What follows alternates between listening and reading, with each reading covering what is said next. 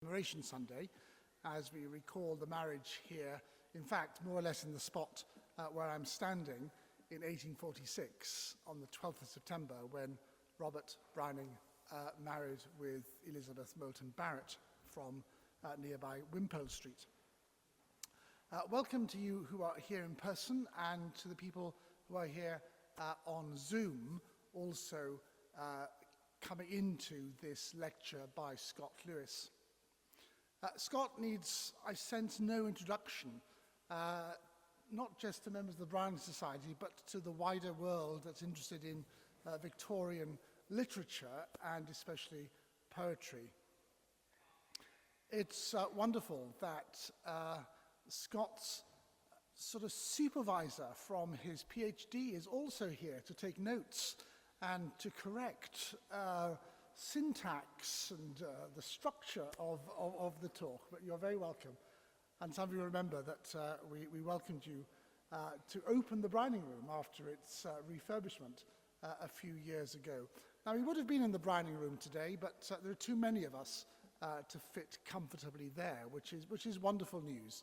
And I know there are still some making their way upstairs from what was a very delicious lunch. Scott's connection with the works of Elizabeth and Robert go back beyond his PhD, which I think was in the University of Baylor. No, sorry, your undergraduate studies were at Baylor, and then into his later PhD. And not only is Scott a great expert upon Elizabeth and Robert, he is a former president of the Browning Society, and now a vice president of the Society, but largely based in Melbourne. So we get to see not enough of Scott here in the UK. So it's a great joy and a pleasure to do so. There will be a microphone which we can ask questions, I hope, at the end of this time together, and we will finish off with afternoon tea. But ladies and gentlemen, would you now please give a very warm welcome to today's lecturer, Dr. Scott Lewis.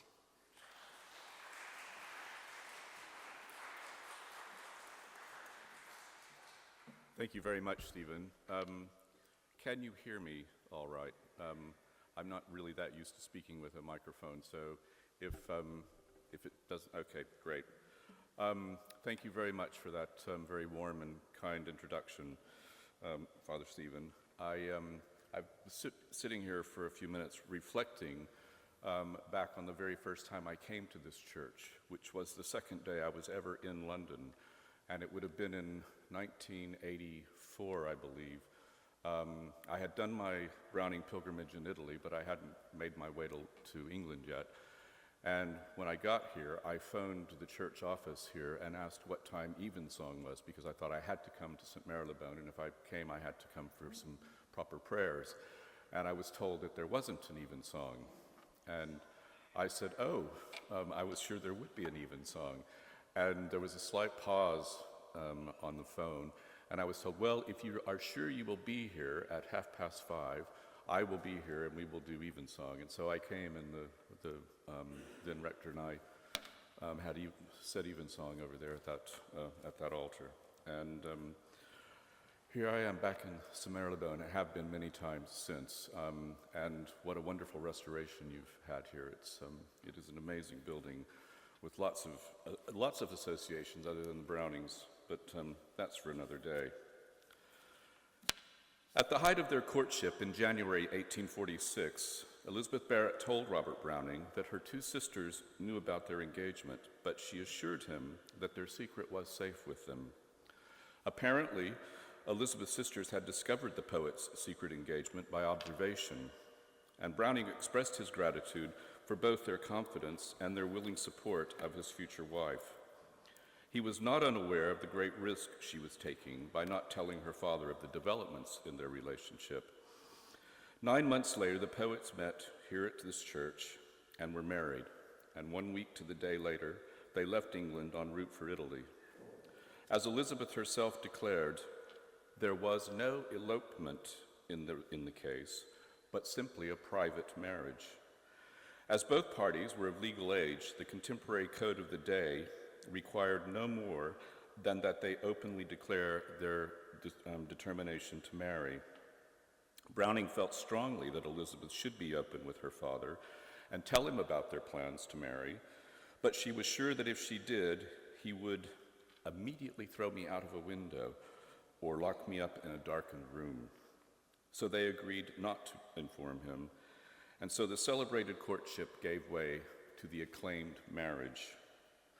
The Brownings' courtship has been described as a heroic myth of rescue and regeneration, which leads one to wonder if the marriage was as heroically mythical as the courtship.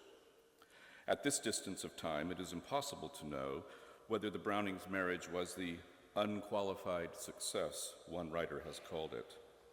There have been various reports, from tabloid-style gossip to respectable and dependable memoirs to almost fictionalized accounts depicting the Brownings as a married couple.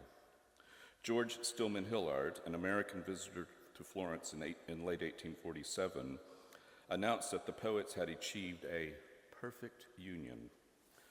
Since Robert Browning wrote to no one as frequently or in such detail as his wife did to her sisters, or if he did, those letters have not survived, then it is in Elizabeth's letters to her sisters, but especially to Arabella, that the most complete account of the poet's marriage is likely to be found.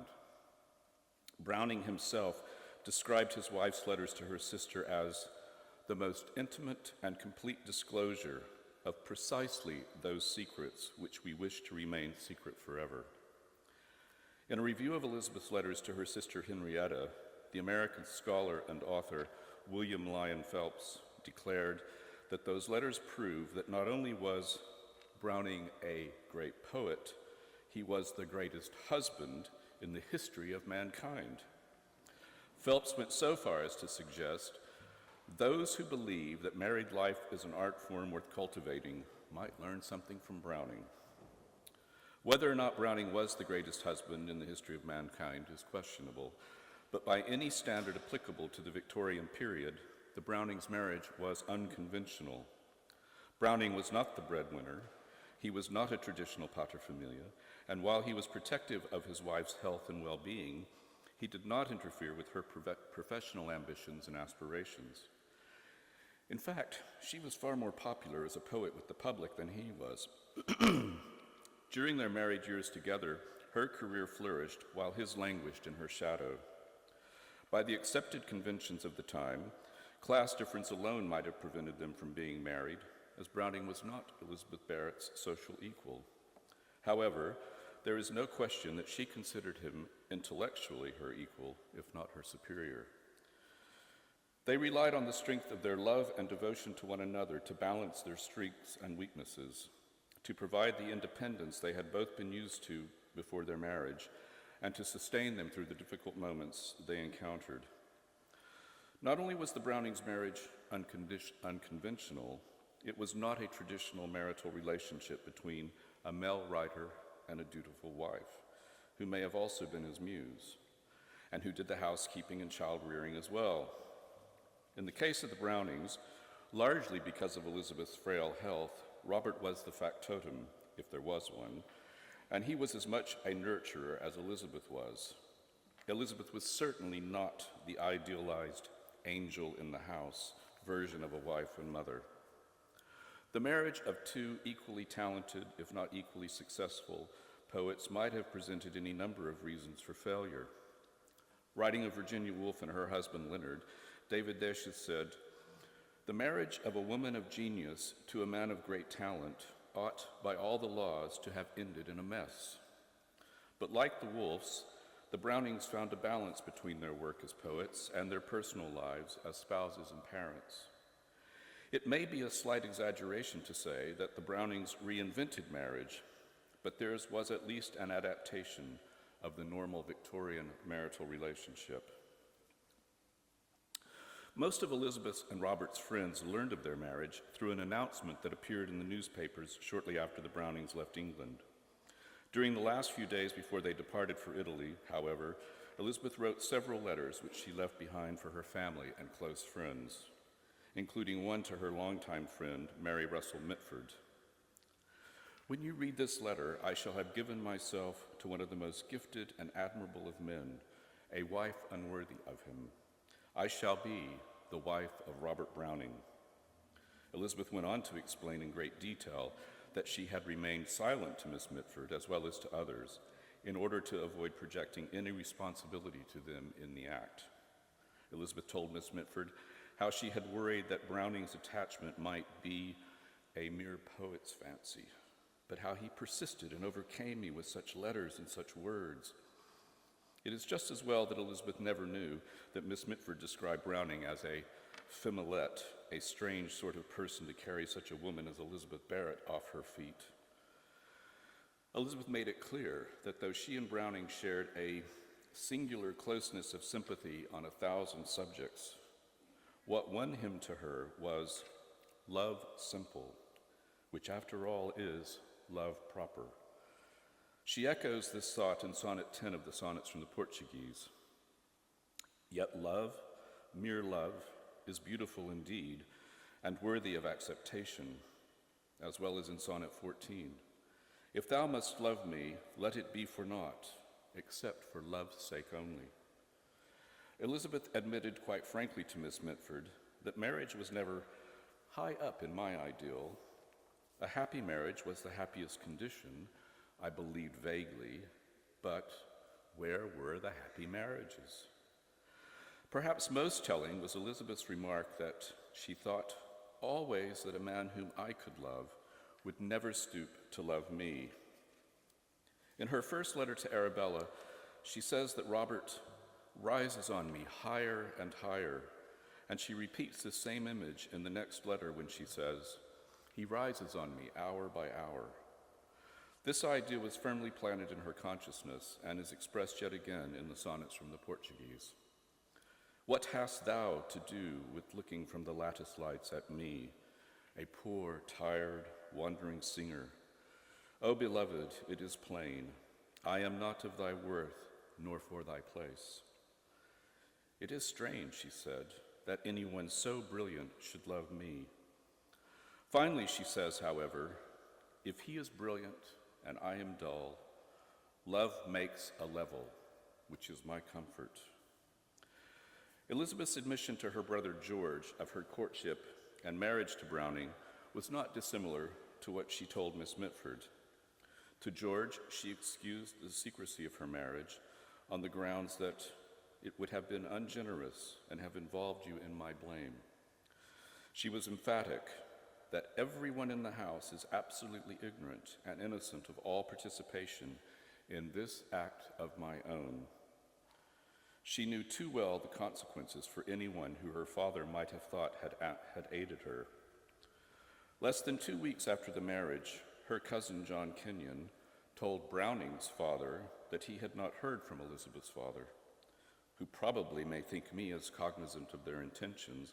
With a wise delicacy, she insisted that I should know nothing of it. Her father's stern manner and uncompromising temperament are evident in a letter he wrote to Elizabeth's brother Septimus a little over a month after the Brownings had married and left England.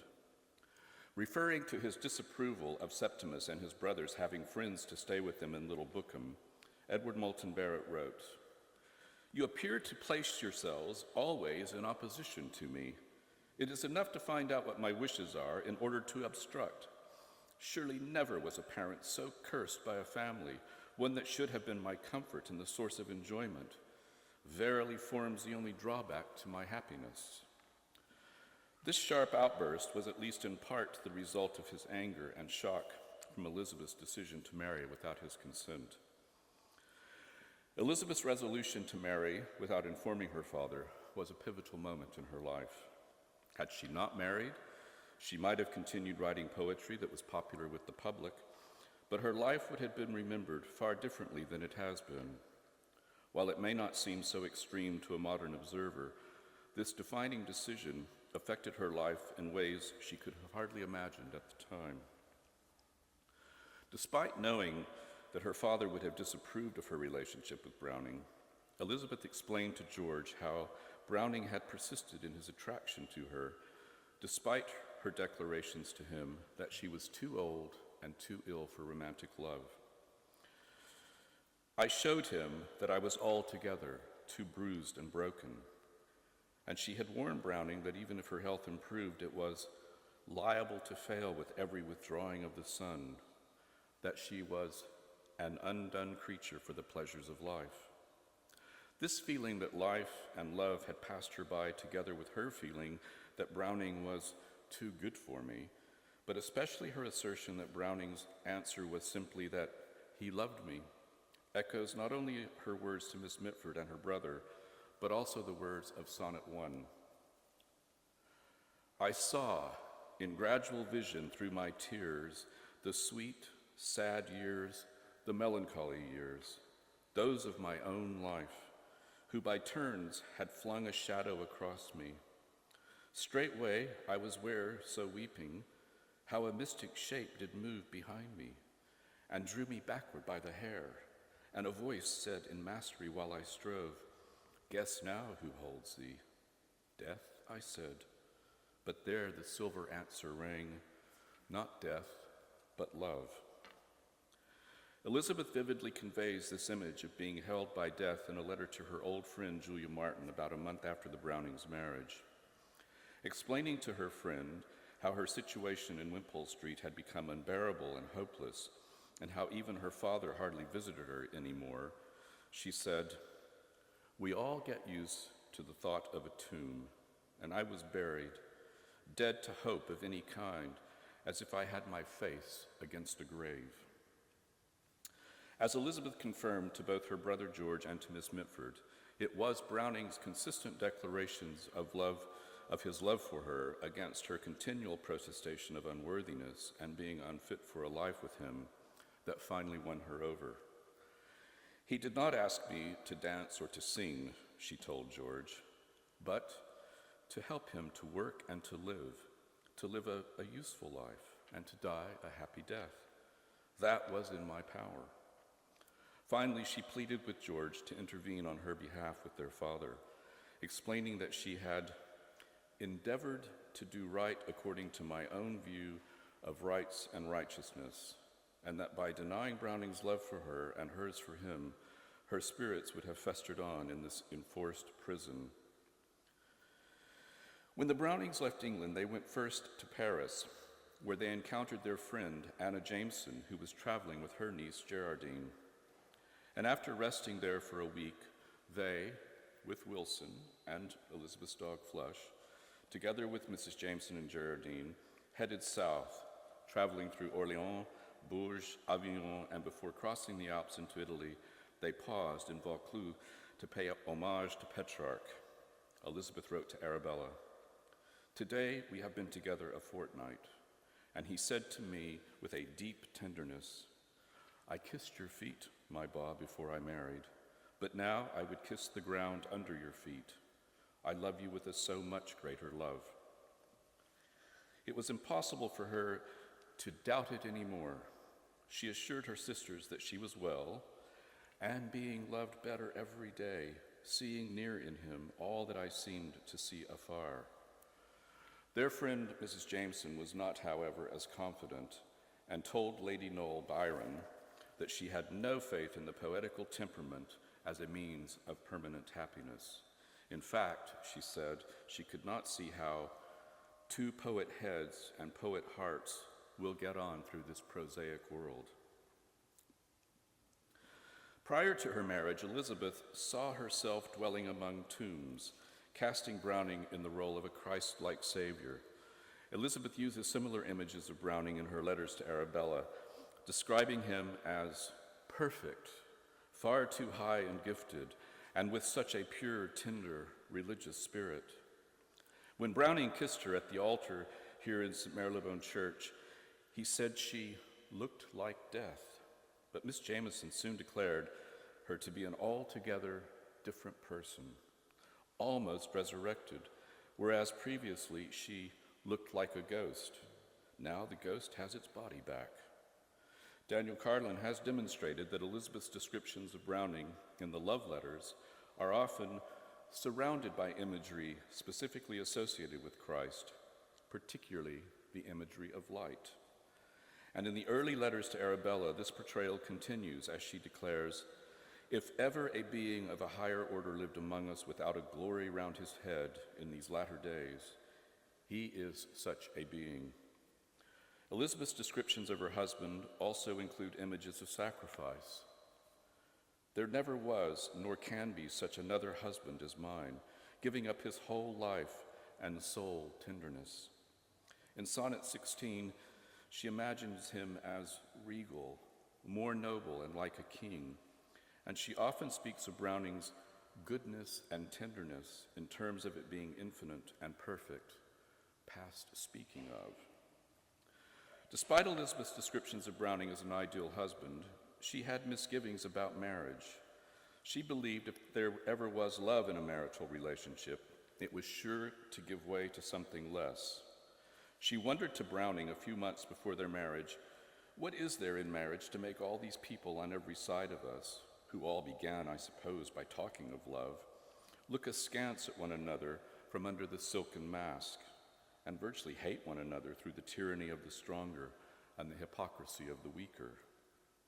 And Browning certainly did not like to hear Elizabeth recall Miss Mitford's theory that every marriage in her experience, beginning by any sort of love, has ended miserably, nor could he have been inspired by Elizabeth's recollection of a conversation she had heard as a child, in which one married woman told another that the most painful part of marriage is the first year, when the lover changes into the husband by slow degrees.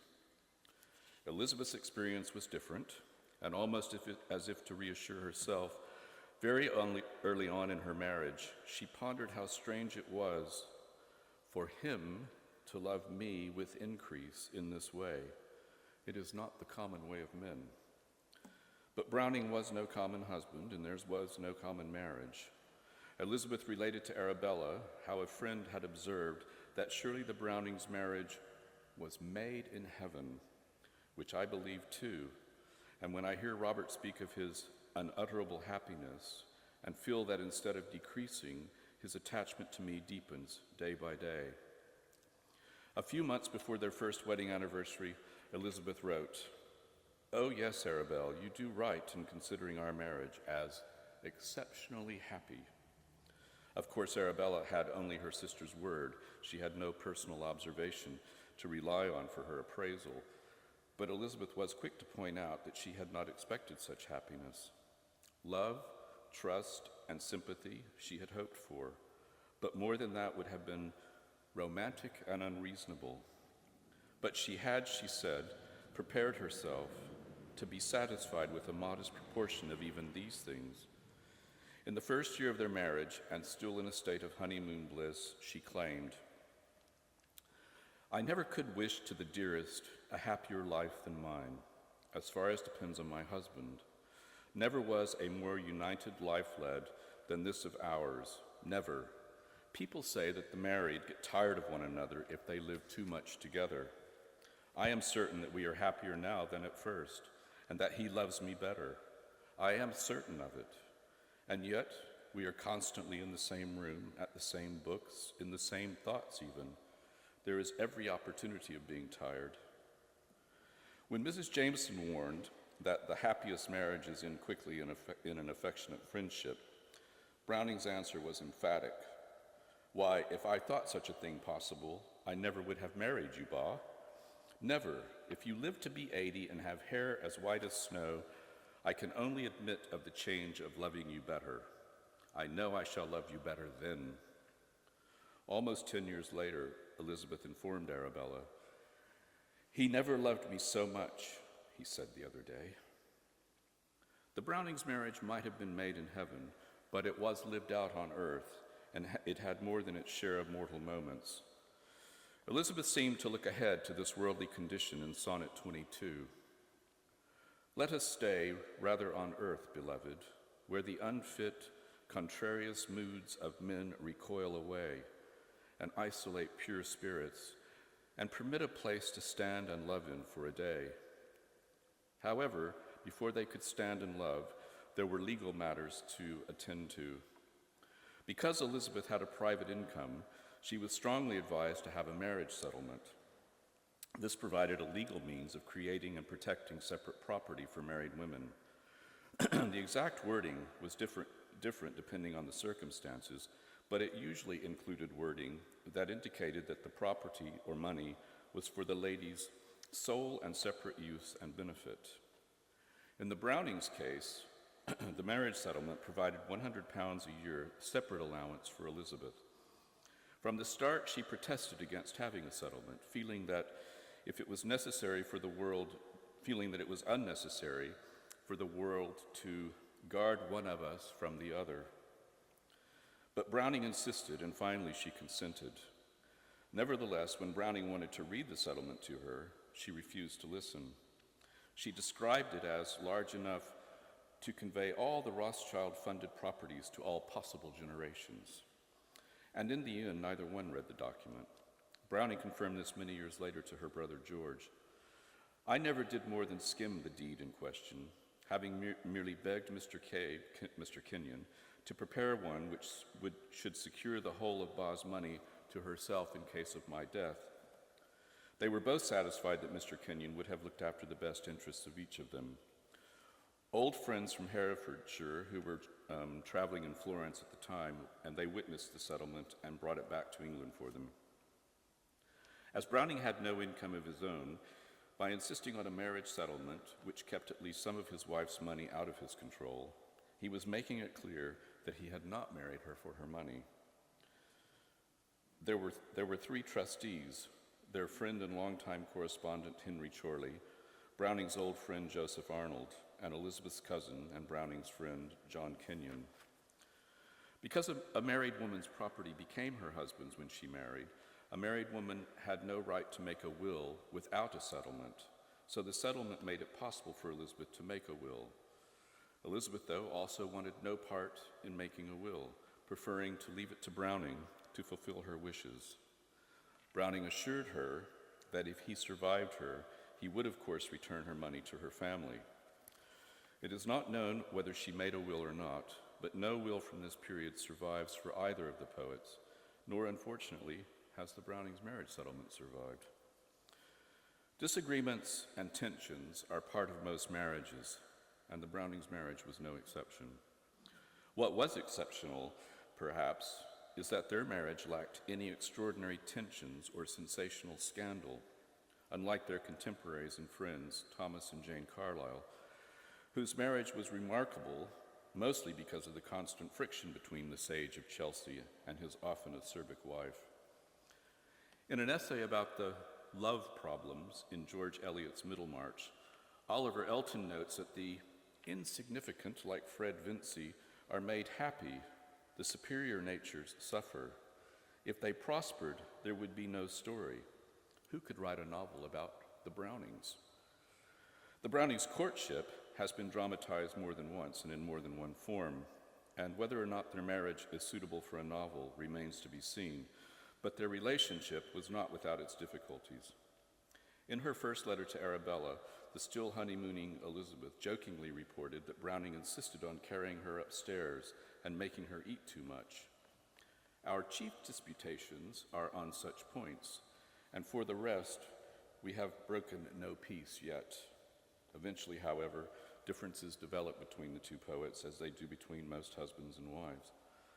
Still, Elizabeth assured Arabella that if ever we quarrel, you may expect it to snow stars. But if they did, she said she would be as savage as a tiger. A few months later, she reiterated that we never do quarrel, whatever you may imagine, suggesting that Arabella had implied that they must have arguments. However, this soon changed, and before their first wedding anniversary, Elizabeth reported that they had had a regular quarrel, at the end of which we begged each other's pardon.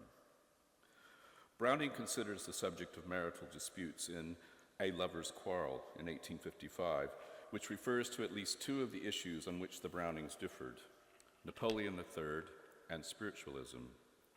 Shortly before Elizabeth's death, Browning told her brother George that they differed toto cielo, or rather inferno, as to spirit rapping. We quarrel sometimes about politics, and we estimate people's characters with enormous difference. Some years after Elizabeth's death, Browning told their friend Isa Blagden that only to those I love very much do I feel at all inclined to lay down what I think to be the law and speak the truth. Whether or not Isa was convinced by his reasoning is unknown, but he added that, as for seeing the truth, it seems to me that such angelic natures don't, and such devilish ones do. It is no sign of the highest nature. On the contrary, I do believe the very highness blinds, and the lowness helps to see. Browning felt that his wife's angelic nature prevented her seeing the truth as he had seen it. Browning's remarks about seeing and speaking the truth are especially interesting in light of Elizabeth's comment to Arabella shortly after the coup d'etat in Paris in December 1851. Expressing her hope for both France and for liberty, she noted that she and Browning had some domestic émeutes on this question, but referring to their differing views, she insisted that she always thought for herself, even if the thought is right or wrong. And I do speak the truth, as I am capable of apprehending it, to my husband always. She claimed that she and Browning always agreed on the principles of things, and she assured Arabella that what you used to call our quarreling is an element of our loving one another, and a very important one too. A year later, something Elizabeth had written to Arabella led her sister to ask about the Brownings' quarrels. "Oh, Arabelle, have we quarreled? How often have we quarreled? We are famous for quarreling, are we not?" But she insisted that it was because we love one another too much to be contented with temporizing. Elizabeth's insistence on quarreling as an expression of their love seems to be a genuine feeling on her part, rather than just an easy excuse for their disagreements. And she took this opportunity to reaffirm what an unusual husband Browning was. For a man to love a woman after 6 years, as he loves me, could only be possible to a man of very uncommon nature such as his. I cannot tell you what his devotion and tenderness are to me at every hour. Despite Elizabeth's references to her quarrels with Browning, there apparently were limits. In the spring of 1853, Elizabeth told Arabella that she and Browning were rather on better terms with regard to Napoleonism, rapping spirits, and the rest. But if I wrote a book on the rapping spirits or Swedenborgianism, oh, poor darling Robert. Elizabeth's remark seems to indicate that they had negotiated an understanding that prevented either one of them from having to agree to an unacceptable compromise. Other worrying issues affected the Brownings' marital relationship on a daily basis, and some of these were more non-negotiable than politics. To be sure, where Elizabeth's health and welfare were concerned, Browning was fairly inflexible. The frequent references to her health in her letters to Arabella reveal that her physical well-being was a matter of concern to both poets, but especially to Browning, who, "If my foot goes to sleep, he gets the headache with the fright of it," as Elizabeth wrote, somewhat jocularly, only a few months after they had been married. But her health was no laughing matter, and Browning's anxiety was not unfounded. It was a worrying matter for Browning throughout their marriage. In fact, only a couple of weeks before her death, Elizabeth described an argument they'd had about not traveling to Paris because of her health. Backed by her physician's advice, Robert insisted and decided, "I assure you I fought hard," and even said too much, for he was quite angry. But early on in their marriage, Browning was particularly concerned that she be free of the morphine. So Elizabeth obliged and was able to tell her sister, "I gradually diminish to 17 days for 22 doses, excuse me, which I used to take in 8 days. And 2 years later, she told her sister, "What in July at the Ancona journey lasted 12 days now lasts 72. Think of that, Arabelle." Browning's concern about his wife's morphine usage might also have been linked to its expense. A month before they were married, Elizabeth told Browning that her greatest personal expense lately has been the morphine. A report in the Times in December 1847 notes that the cost of laudanum for an average patient such as Elizabeth was £20 a year. Elizabeth paid her lady's maid, Elizabeth Wilson, £16 a year, so her morphine bill represented a significant percentage of the Brownings' expenses. The reduction in Elizabeth's usage of morphine was largely the result of Browning's careful management, as she explained how a vial of the made-up mixture, one draft that is, divides into 11 times. How Robert contrives it, I can't make it out really. Excuse me. During her pregnancy with her son, she was especially abstinent, and she took greater care with her diet, which Browning verified in his letter announcing their son's birth. Then in her food habits, she was perfect and faultless from first to last. The nurse says of the babe, "È stato ben nutrito," how well nourished he has been. And later Elizabeth declared that Penn was healthy and had a good complexion, just because I gave way to no fancies and took plain food with great regularity. The birth of their son was perhaps the happiest and momentous event in the Brownings' marriage, at least for Elizabeth. Elizabeth had suffered 2 miscarriages before this successful pregnancy, and afterwards she miscarried 2 more times.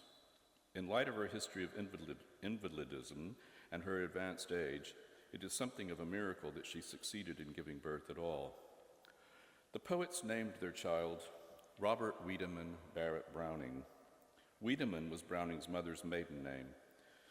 Pronounced Wiedemann, the naturalized W is not V, understand, as in Germany, as Elizabeth explained to her sister. Later, when he was about 2.5 years old, Elizabeth told Arabella, "He has taken to calling himself Wiedemann," which he has turned into Panini by an extraordinary resolution of syllables. In time, Panini was shortened to Penny and eventually became simply Penn. After his birth, Elizabeth's letters overrun with references to Penn, describing everything from his weaning process to his education. Robert and Elizabeth's relationship with their son probably had the greatest single effect on their marital relationship. Elizabeth's comments about her son, although they may seem tedious at times, are a rich and relatively untapped source for her psychology and habits of mind.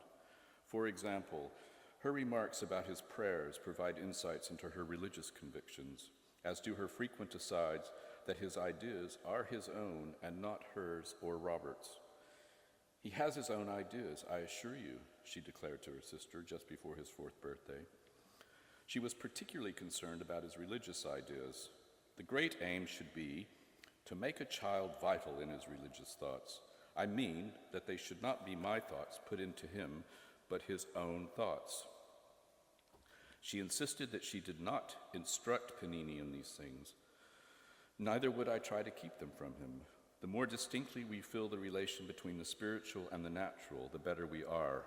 That's my opinion. However, she did not always keep her opinions to herself.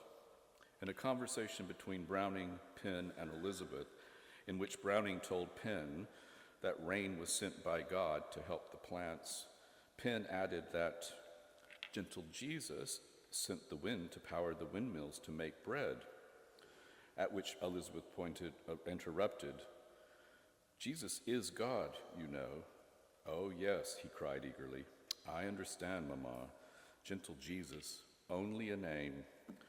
Elizabeth was very aware of her sister's strong evangelical beliefs, and at least part of her statements about Penn's religious notions were intended to reassure Arabella that Penn was not being overly influenced by his exposure to Roman Catholicism. While Wilson might have been amused by Penn imitating people in Catholic churches by crossing himself and stretching up to the holy water, Elizabeth knew that these accounts would make Arabella start back with horror.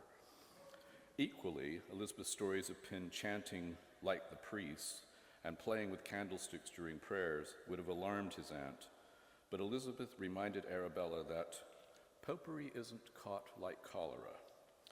These constant descriptions of Penn's antics offer interesting insights into the religious thoughts and opinions of both poets.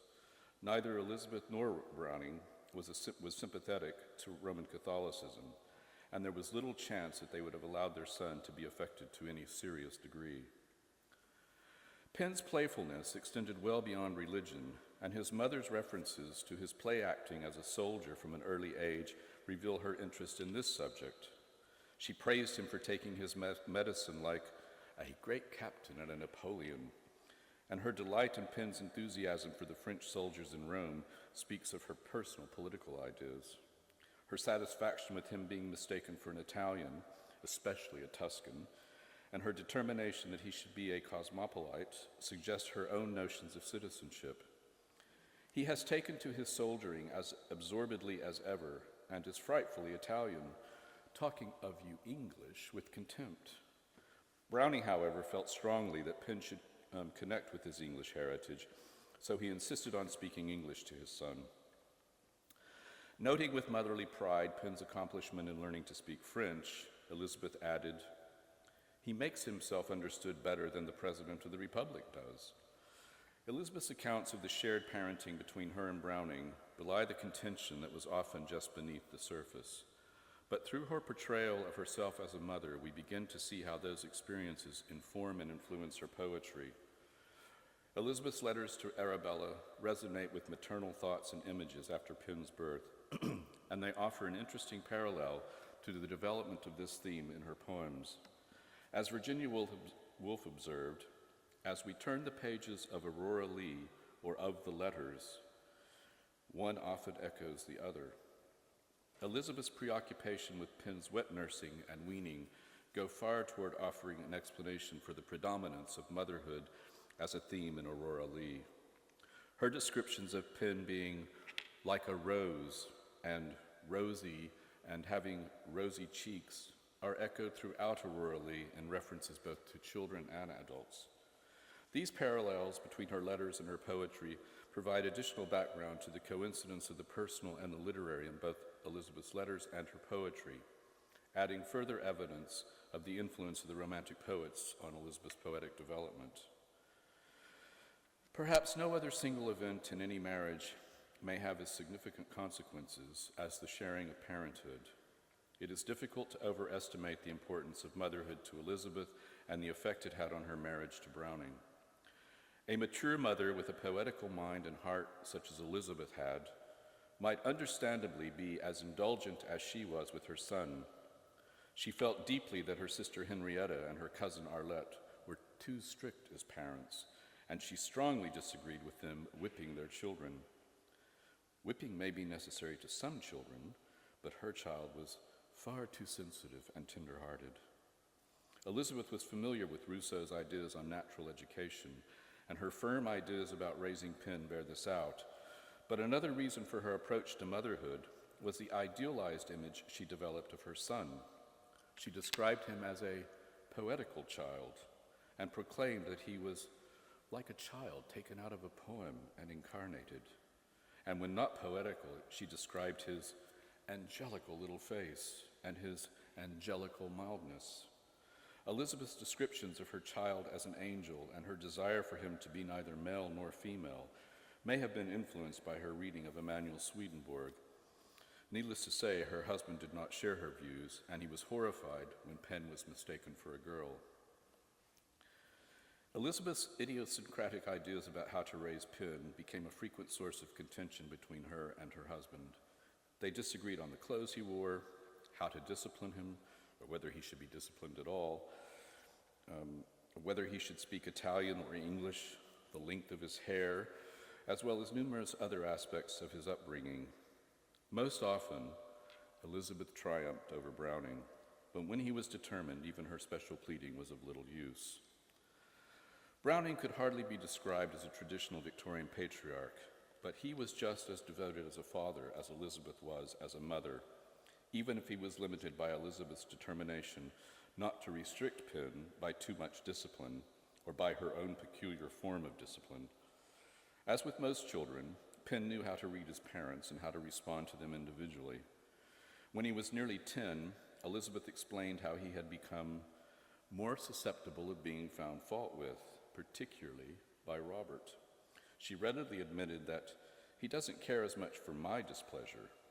That might have been at least in part because he knew he could manipulate his mother more easily than he could his father. But there were times when Elizabeth was forced to administer discipline, even if she was often persuaded by his excuses and kisses and clever pleadings. In one instance, she said to Penn, "What shall I say to Papa when he comes in and asks me if panini has been good?"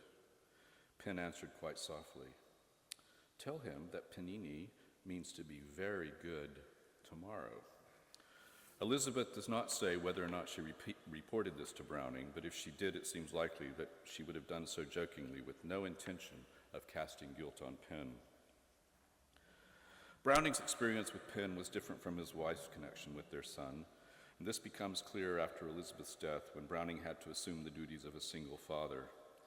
Only a few months after her death, Browning told their friend Isa Blagden that he was learning things about his son, which I am glad to discover. And nearly a year later, writing of Penn's progress since his mother's death and expressing approval of his habits, he said, "I like him better and better." From these and other similar remarks, it is apparent that Browning's influence over his son before Elizabeth's death was overshadowed by the strong role she played in their son's upbringing. Although Browning never directly offers his opinion on how Elizabeth had controlled Penn's world, his comments about the change in Penn's clothes, no more short trousers, and hair, no more long curls, and behavior clearly indicate that he had distinctly different views from Elizabeth about Penn's personal appearance, and with Elizabeth gone, he was exercising his paternal privilege. The Brownings' relationship as parents is only one way of understanding them as a couple. Other aspects of their lives are equally revealing about their relationship. How they adapted to life as expatriates, their interactions with other writers and artists, their experience as Protestants in a Catholic country, their liberal political ideology, their long-distance relationships with their families, their household management, and how these and other experiences influence their poetry are all ways in which the poets reveal themselves as partners in their marriage.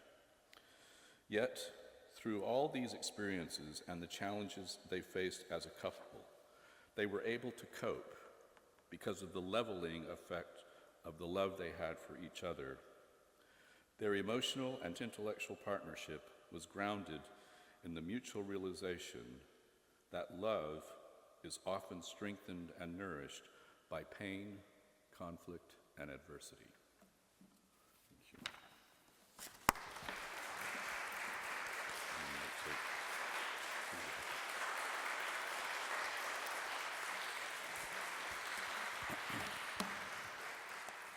Scott, thank you for that tour de force and filling in so much of those early years right up then through to Elizabeth's death. And I'm sure that there are many questions. We do have a university arriving tomorrow, so if you could finish sometime tonight, that would help our buildings team. But anybody with a question to kick off this? Thank you. Justin. Thanks very much, and thank you very much, Scott, for a wonderful talk. Thank you, Justin. I was going to ask, later in life, when Browning was commenting on the time during their marriage when Elizabeth suddenly produced the sonnets from the Portuguese. And he said in this letter about that later, that was a strange, heavy crown. Oh, what do you think he meant? Oh, well, I suppose most obviously was that those were such personal love poems that it was almost a burden to, and of course they did discuss the possibility of keeping them, making people think they really were something translated from Portuguese so that the public wouldn't realize that it was about their own relationships. I think probably something to that effect, yeah. Yes, Alan. Thank you, Scott. Could I ask you what third-party views there were around at the time about the two of them together? Sorry, what views? What views of third parties? Oh, Yes. well, there were there were many. Where does one begin? I think most people saw them as a happy couple. I think their closest friends, particularly Isa Blagden, who was their friend in Florence, would have seen on a day-to-day basis that there were frictions, particularly after Penn was born, where Elizabeth's indulgences were far more, I think, difficult for Browning to handle. But there are accounts where Elizabeth tells friends who are coming to visit that they mustn't speak about certain topics in front of Browning. Spiritualism, the rapping spirits, Swedenborg, that sort of thing, because she knew that would upset him. So people were aware that they had these differences. But I think in general they saw them as a happy couple, and somewhat as a celebrity couple, I suppose. I mean, people did flock. I mean, people wanted to, visitors to Florence wanted to get an invitation to Casa Guidi. There was no question about that. Does that answer the question?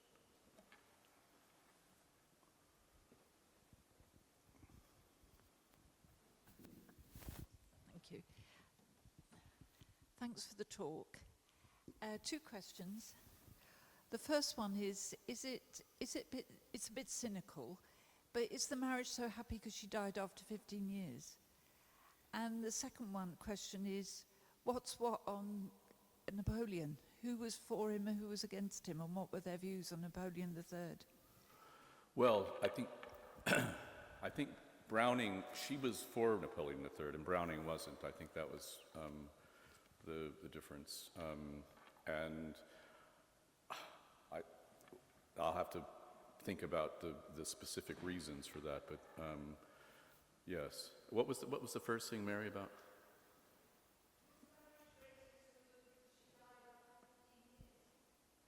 Sorry, was it? So the question is, was the marriage a success because Elizabeth died? Oh, you mean if she had years. lived longer, Yeah. it might not?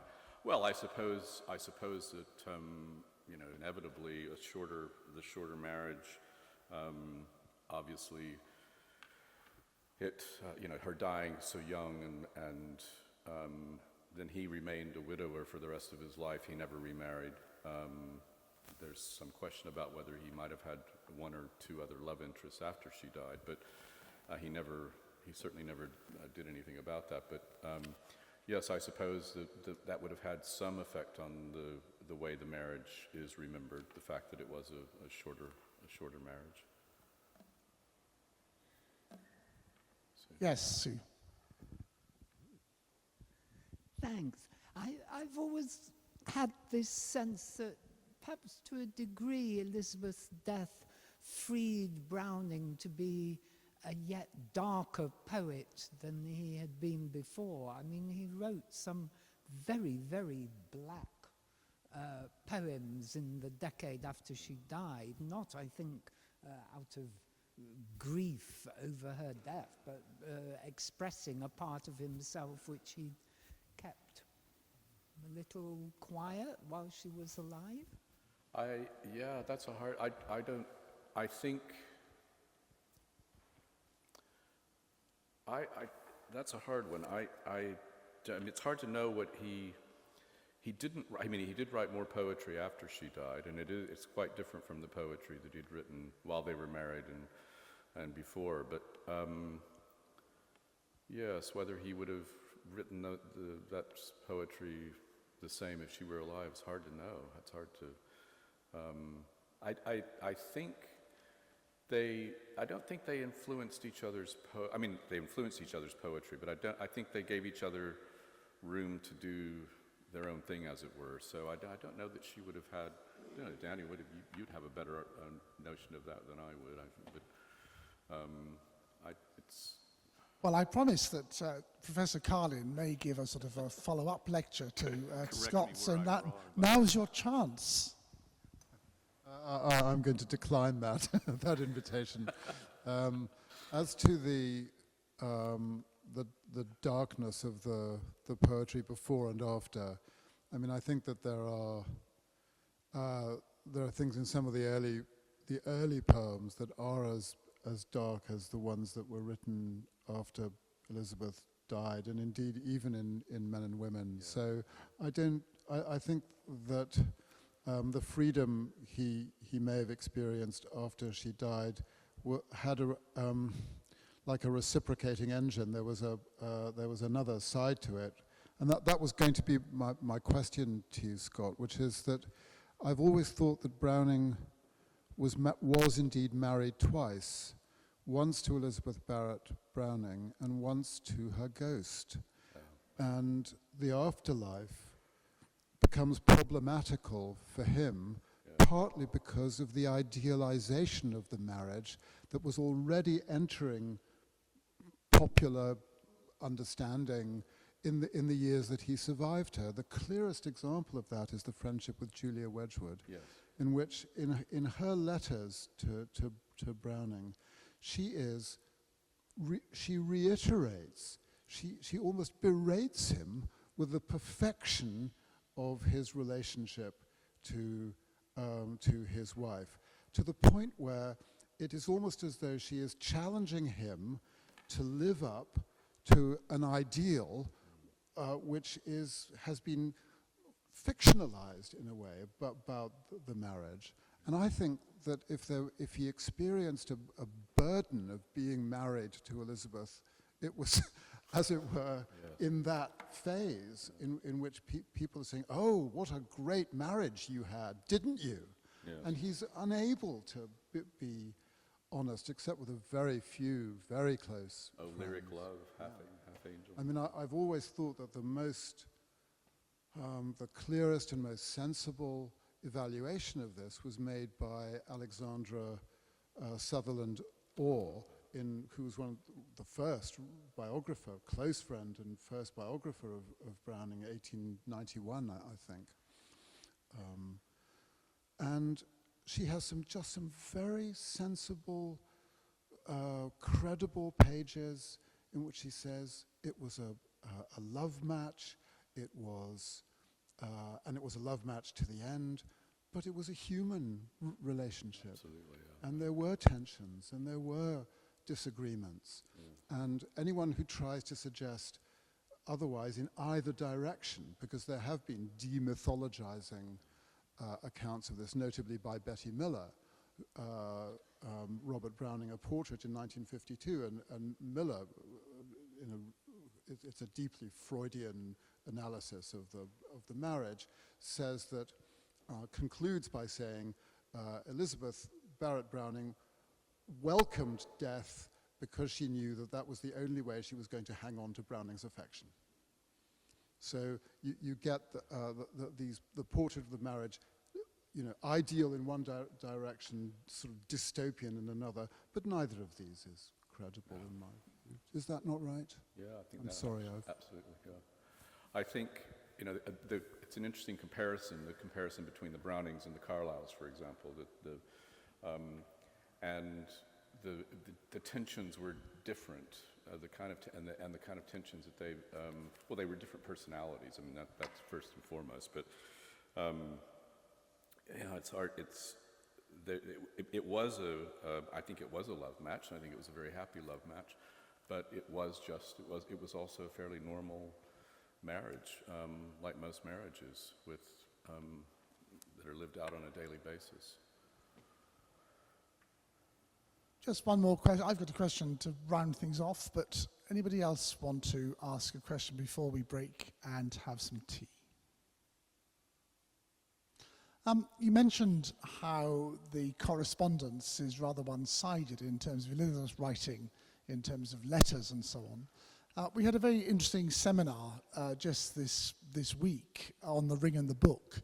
And one of our lines of discussion, which was very fruitful, or tending towards fruitfulness, as seminars tend to be, was how much of their marriage plays out in the poetic writing of Robert. Especially, we were looking at the relationship of both Pompilia and Kaponsaki, but certainly the Kaponsaki sort of revelation through the works of Raphael, and whether Elizabeth was that sort of the epiphanic embodiment of love, which Robert then sort of just a thought. Yes, well, I'll leave that to the experts on the ring and the book. I'm gonna wimp out on that one. But yeah, I can,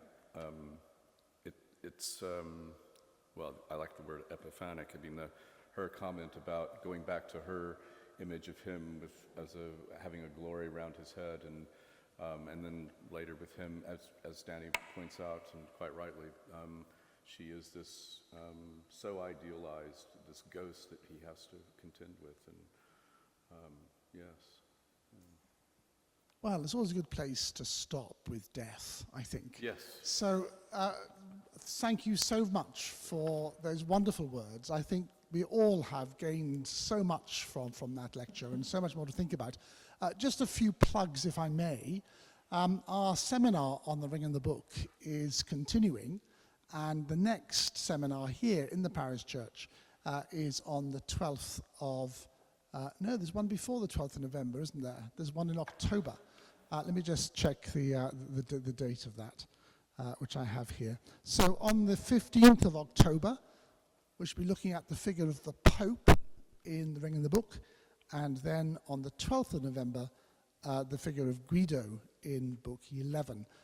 They're really wonderful seminars. They're also available online, and you can join us by Zoom, as indeed we've had lots of people today joining us on Zoom for this lecture. So thank you very much for joining us for that. Our next large sort of scale Browning event will be choral evensong at Westminster Abbey, followed by the wreath laying in Poets' Corner, followed by our reception nearby in the Wash House, or the Abbey Centre, just across the road from the Abbey. And that's on the 12th of December, and starts with choral evensong, and then the evening runs on. So please come and join us for those things. Make a number with Jim Smith if you want to join the society, or if you are a member but haven't paid your dues for a while, he will take those as well. Backdated as many years as you choose to cross him. Thank you very much for joining us today, and also for thank you again to Anne-Marie Johnson for cooking the lunch for us, and the team here at St Marylebone who've made it all happen. Afternoon tea will be in the Browning room, where we do have one of two very early portraits of Penn, painted by Fanny Howarth. Penn probably about 2 years old, I think, if I got my dates right. And it's in the display case just on the right-hand side as you go in. So please stay, enjoy your tea, and once again, Scott, thank you very much for all that you brought to us today.